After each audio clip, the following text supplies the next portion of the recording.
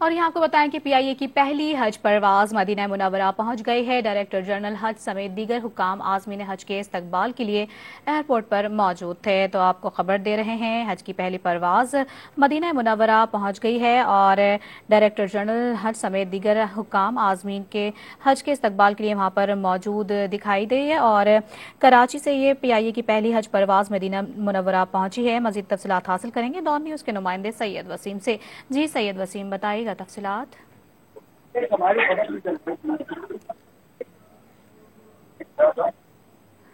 سید وسیم، آپ سے دوبارہ سے آگاہی چاہیں گے۔ فی الوقت اپنے ناظرین کو ایک بار پھر سے آگاہ کرتے چلیں کہ کراچی سے پی آئی اے کی پہلی حج پرواز مدینہ منورہ پہنچی ہے اور عازمین حج کو پاکستانی سفارت خانے کے عملے سے خوش آمدید کہا گیا ہے۔ ڈائریکٹر جنرل حج اور دیگر حکام بھی ان کے استقبال کے لیے ایئرپورٹ پر موجود رہے۔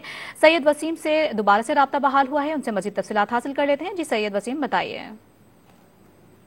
جی بالکل، دیکھیں پاکستان سے جو کراچی سے پی آئی اے کی پہلی حج پرواز تھی وہ مدینہ منورہ پہنچ چکی ہے عازمین حج کو لے کے۔